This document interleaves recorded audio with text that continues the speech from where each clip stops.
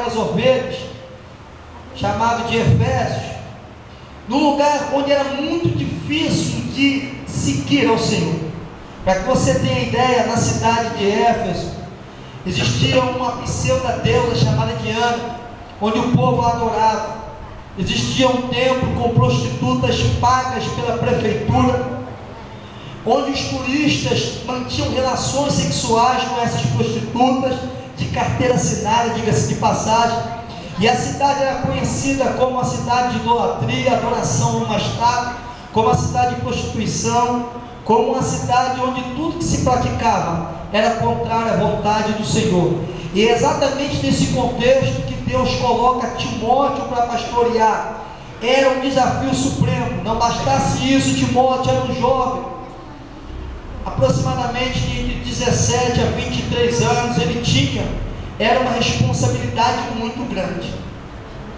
E o apóstolo Paulo, sabendo que os moços e as moças estão nessa idade com os hormônios à flor da pele, e esses hormônios podem servir para ser laço de Satanás, o apóstolo Paulo, embora muito conhecida as regras da Bíblia Sagrada para a juventude, ele faz questão de abordar isso novamente, para que isto fique fixado na mente de Timóteo, e para que Timóteo ele possa estar firme no Senhor, firme com seus pensamentos, com as suas intenções, em seguir ao Senhor, fugindo dos desejos e correndo para a chamada. Poderia dar-se o nome desse trecho que o apóstolo Paulo começa a entregar através de uma epístola para Timóteo. Acredito que quando Timóteo ele vai lendo a epístola, começa a cair sobre ele o peso da responsabilidade. Não a responsabilidade de ser pastor de igreja, não a responsabilidade do obreiro Roberto de ser líder do grupo jovem, mas a responsabilidade que todo jovem tem de passar lá fora e de ser apontado. Aquele jovem ali é da comunidade Sarando, a nossa terra ferida. Aquele jovem ali é da comunidade evangélica pentecostal Sarando, a terra ferida, na Cobrex. Aquela jovem ali é uma bênção, é de lá. Então esse peso da responsabilidade inevitavelmente vai fazer com que nós fujamos das aparências do mal, dos desejos da mocidade, dos desejos que se dividem em três partes. O desejo ele se divide em desejo dos olhos, desejo da carne e soberba da vida. Somente nessas três áreas Satanás vai atacar, e o ser humano que entende Bíblia está cansado de saber disso, mas mesmo assim, sabendo disso, vamos sempre se pregar uma peça, ou ter uma peça pregada por Satanás. Ela olha para a fruta, ela vê que a fruta é desejável, a sua carne deseja a fruta, e a soberba da vida faz com que ela dê atenção às palavras da serpente e vá comendo fruto para ser igual a Deus. É só isso.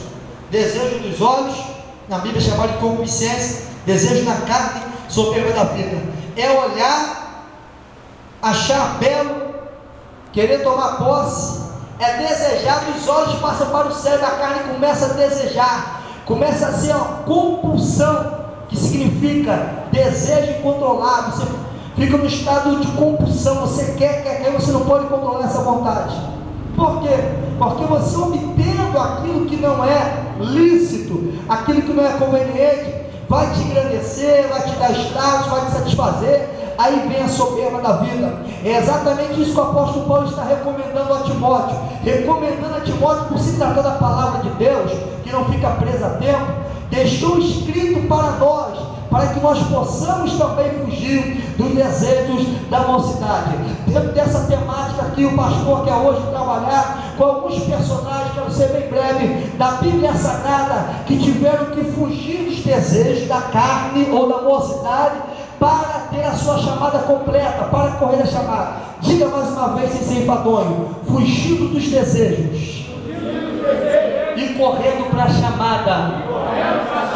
A Bíblia Sagrada vai nos mostrar um homem chamado Moisés, um menino, um bebê chamado Moisés. Moisés foi depositado dentro de uma arca e colocado no rio Nilo. Eu quero abordar que o rio Nilo tinha crocodilos de quase 3 metros, era um perigo. Se não fosse a mão de Deus sobre Moisés, Moisés teria sido engolido. E para ficar muito mais interessante, a história nos mostra que o lugar onde as princesas se banhavam, chamado de lugar de banho das princesas, era na cabeceira do Nilo no alto, para que Moisés pudesse chegar até lá e pudesse ser apanhado pela filha de Faraó. Deus teve que fazer um milagre além de guardar Moisés dos crocodilos. Deus teve que fazer com aquela arquinha feita do material de junco, ela não apenas chegasse no banho das princesas, mas Deus inverteu a correnteza. Moisés já começou nascendo, já começou desde bebê nadar contra a correnteza, porque quem tem Deus é assim, irmão. Pode te colocar no barquinho, pode te desprezar, pode dizer aqui eu não quero mais, pode dizer aqui não tem mais chamada, aqui não tem mais lugar, mas Deus, Ele prepara o barquinho, e quando te colocam no mar, pensando que você vai para um destino, Deus faz com que teu barquinho suba contra a correnteza, e você vai parar no palácio, para a honra e glória do Deus Pai. Só quem acredita faz um barulho mais alto que esse. Levanta a tua glória, abre a tua boca e dá um dado de vitória.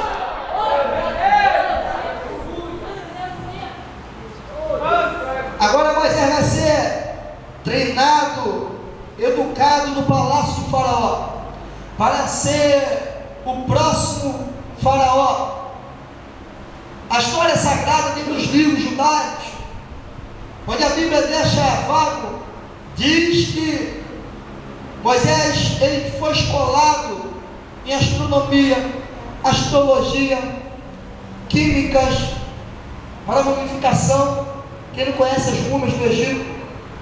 Moisés foi escolado em quase todas as matérias que você puder imaginar, matemática, e aí vai. Aos 16 anos de idade, diz a tradição judaica que um egípcio de porte nobre deveria apresentar o seu primeiro tratado para que pudesse ser aprovado em tais faculdades. Agora Moisés, ele vai fazer o tratado sobre alguns deuses, porque também existia ali uma faculdade de religiões ocultas. E Moisés vai buscar vários deuses: Baal, as deusas, Astartes, Ra, que era o deus principal do Egito. E vai faltar um Deus. Eu disse qual Deus? O Deus do Egito. Ou melhor, desculpa, o Deus dos Hebreus. Isso ali vai fomentar dentro de Moisés uma sede para buscar esse Deus desconhecido. Qualquer Deus que Moisés fosse estudar tinha uma estátua, tinha uma história. O Deus dos Hebreus não. O Deus dos Hebreus era espírito. Isso vai fazer com que Moisés volte à sua raiz familiar. Agora imagine Moisés buscando conhecer Deus. Moisés era um egípcio por excelência. Ele usava os queixos faraônicos, saiote de vida eterna, o colar de liso representando as asas dela de ombro a ombro, com pedras preciosíssimas. Seu cabelo estava raspado e apenas um rabo de cavalo no meio. Ele tinha todas as características de um egípcio. A Bíblia Sagrada vai dizer que ele acha Deus, importando a história. Agora a Bíblia vai nos dizer que ele é namorado de uma das pastoras, filha de Jetro. Ele vai à casa de Jetro. Ele vai conhecer Deus mais profundamente, porque Jetro era sacerdote do Deus Altíssimo. Agora Moisés, ele vai contrariar toda a cultura que ele aprendeu no Egito e vai ser pastor de ovelhas. A Bíblia Sagrada fala, se memória não está falando no livro de Gênesis, que pastor de ovelhas era abominação para os egípcios. Mas Deus já estava trabalhando em Moisés. Moisés já começou a fugir dos desejos, começou a fugir do status, começou a fugir das conveniências e começou a correr para a sua chamada. Estando um dia Moisés pastoreando no meio de um deserto, de um ermo, ele observa uma cena inusitada. Ele observa que a sarça está pegando fogo. Imagine você agora, irmão. Você está no meio do mato e um arbusto começa a pegar fogo. Já está muito tempo pegando fogo, mas não se consome, não há carvão. Você falou alguma coisa, está de errado. Foi o que Moisés pensou. Eu vou me chegar mais perto e eu vou ver que mistério é esse. Sabe por quê, irmão? Porque quando o fogo pega, fica interessante. Porque quando o fogo pega, causa curiosidade. Você já viu como a igreja fica quando alguém fala língua estranha? Quando alguém profetiza, quando Jesus está curando, quando está revelando, causa uma curiosidade, porque são coisas do Espírito, e para você entender essas coisas, você tem que estar no Espírito também. Aí Moisés vai chegar para lá.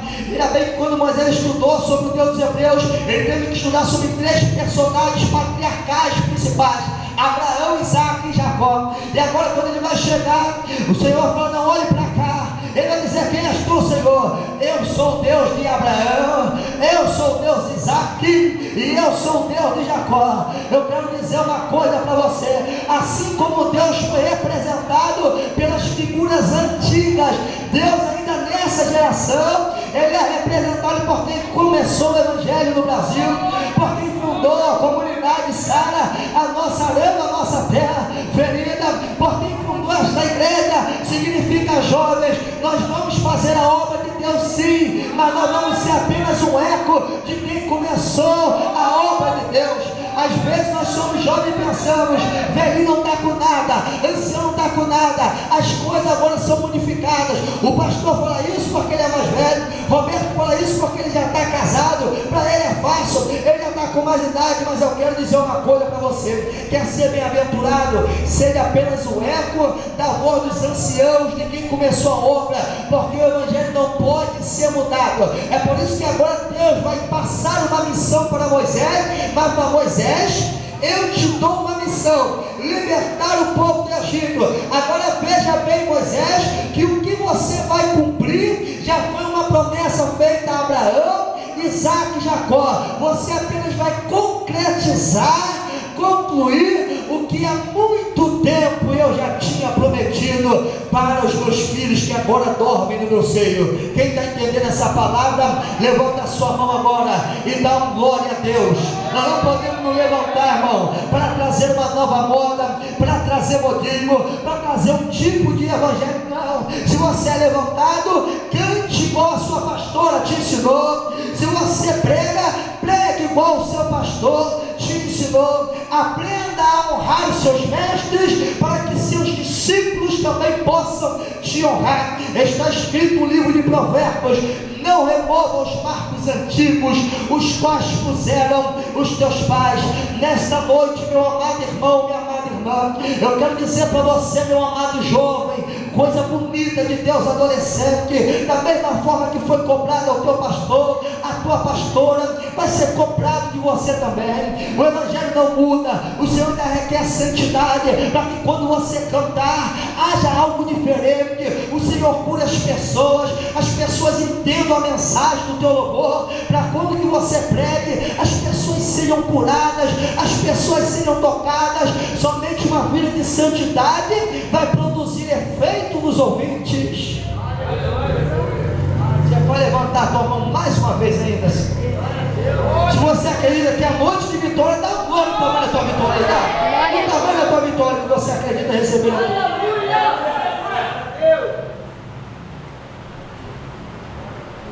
Vamos lá. Fugindo dos desejos e correndo para a chamada, José esteve cara a cara com a mulher de Potifar. Poderia ter tido um caso amoroso secreto, ninguém saberia, apenas os dois em casa. Mas José tinha compromisso com Deus. Pastor, o que acontece se eu fugir dos desejos da mocidade? Você foge hoje, mesmo que você passe uma prova intermediária ao teu sucesso, como José passou uma prova na prisão. Uma coisa é certa: José foi governador do Egito. Se ele tivesse cedido às paixões da mocidade, como ele de Potifar, todos os planos de Deus, veja bem que José já vinha sonhando muito tempo com os planos de Deus. Ele sonha que as 11 estrelas se prostram, que os feixes de trigo dos seus irmãos se prostram perante ele, e Deus já estava mostrando que ele seria seria líder governamental daquela família, mas José passou pela prova de fuga, de fugir dos desejos, para poder alcançar a chamada: fuja hoje e seja honrado amanhã. Pague o preço hoje e receba de Deus algo muito extraordinário amanhã. Fique sendo pisoteado, humilhado, sirva de chacota para o teu coleguinha na escola hoje, na faculdade ou no emprego, mas amanhã alguém vai te olhar com os olhos lacrimejando e vão dizer: por que é que eu não aceitei esse Jesus que ela pregava? Por que é que eu não entrei para a igreja também conforme ele pregava? Por que é que eu não mudei a direção da minha vida? Olha que coisa bonita, ela está cantando com o CD gravado. Olha que coisa bonita, ele está pregando com o DVD gravado. Olha que coisa linda, eu estou vendo o nome dele na faixa, nos cartazes, nos outdoor. Por que aconteceu isso com ele? É porque pagou preço. Quantos estão se candidatando a pagar o preço do Senhor? Quantos querem pagar o preço do Senhor? Quantos querem fugir da imoralidade, fugir das coisas do mundo, fugir dos próprios desejos e correr para a chamada linda que Deus está preparando? Eu posso ouvir a voz de Deus fazendo eco: cante para exaltar meu nome. Eu posso sentir o eco da voz de Deus aqui dentro desse templo: pregue para fazer juízo e jus a meu nome. Eu posso sentir aqui o eco da voz de Deus: evangelize, ganhe alma para glorificar o meu nome. Eu posso sentir a chamada de Deus: sai pelas praças, pelas esquinas, suba as montes, consagre a vida.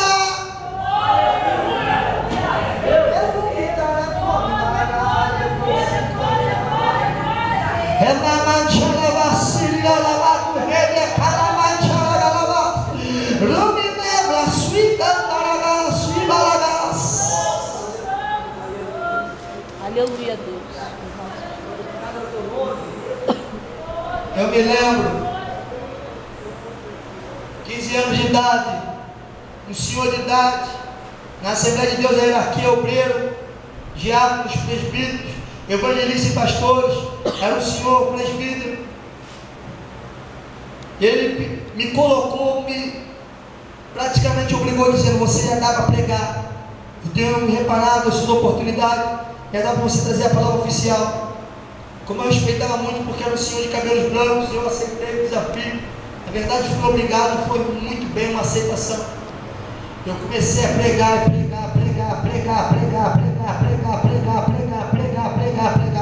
Naquele dia o culto jovem também não estava muito cheio, mas a glória de Deus, ela ocupou aquele tabernáculo de forma que os espaços vazios não ficaram sendo vistos. A glória de Deus foi muito forte. Eu quero dizer algo para você: você está aqui, pode estar pensando, é um culto jovem, não tem muita gente, não está dando muito ibope, mas foi aí mesmo que pastor Alex começou. Quem sabe hoje é o teu dia de início, quem sabe hoje vai ser uma chamada poderosa, quem sabe você é Deus.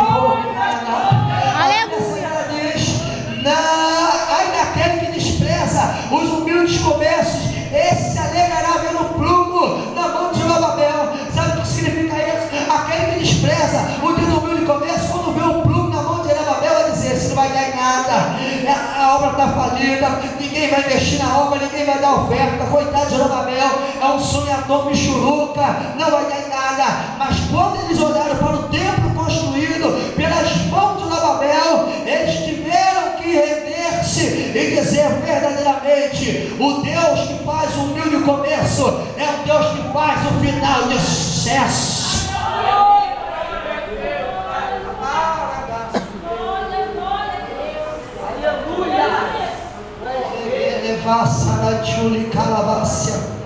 Roberto conhece um pouquinho da minha história e tantas coisas que eu dei para Deus. Falou: sacrifica o teu emprego agora, porque você tem que cuidar mais das almas. Falei: Senhor, eu tenho que cuidar mais das almas. São ex-traficantes, ex-matadores, ex-milicianos, ex-lésbicas, ex-homossexuais, masculinos, ex tudo que você puder ser viciado, e és tudo. E eu comecei a falar: Senhor, de que forma vai ser isso, Senhor da glória? O teu plano de saúde, a empresa multinacional, Senhor, larga.